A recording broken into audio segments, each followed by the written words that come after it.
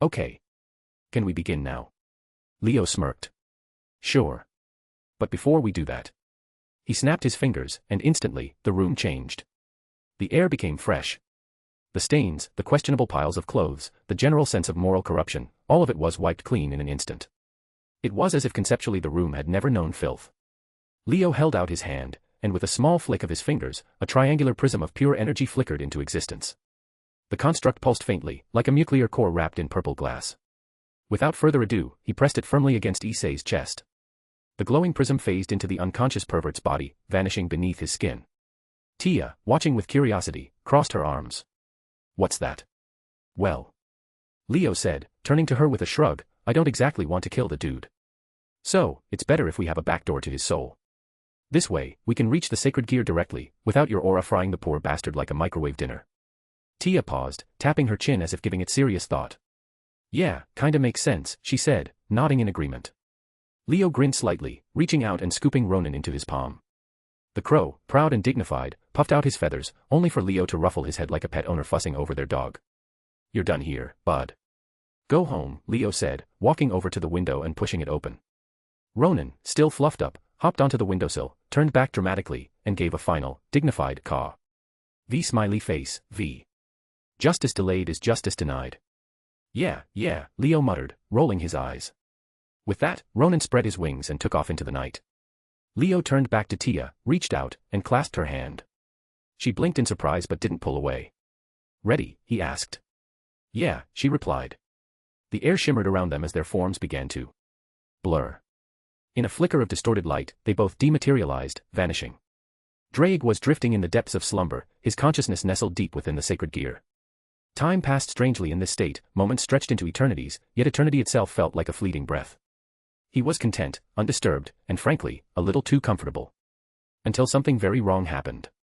A sudden, crushing pressure descended upon him, like a mountain being dropped on his chest. His senses flared in alarm, instinct screaming as his once calm slumber turned into a storm of violence. What the hell? Before he could fully grasp what was happening, someone, lashed out. Wham! A solid, bone-rattling kick slammed into the side of his head.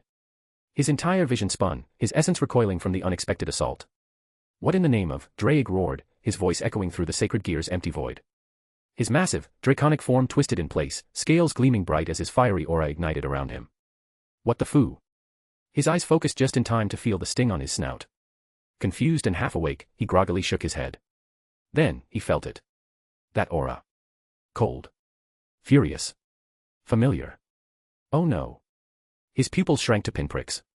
Tiamat. Panic surged through him like wildfire. Without wasting another second, Drake bolted like his tail was on fire, shrinking his massive form and flapping his wings like a panicked pigeon.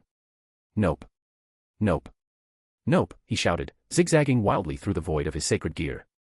Wait. How are you even here? He yelled over his shoulder, but he never slowed down.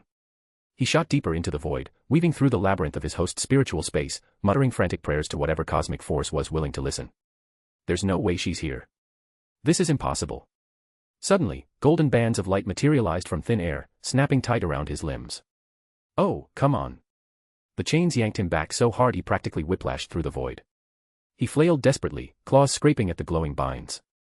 Even if he could break out of them if he used his powers fully, currently Drake was in a state of panic and not thinking clearly. This is dragon abuse. Before he could shout another complaint. Pow. Tia's fist slammed directly into his snout. Drake's head snapped back like he'd been hit by a freight train, sparks dancing in his vision. Ow wow. Drake howled, clutching his face with his claws. Why are you like this? Through watery eyes, he looked up, and there she was.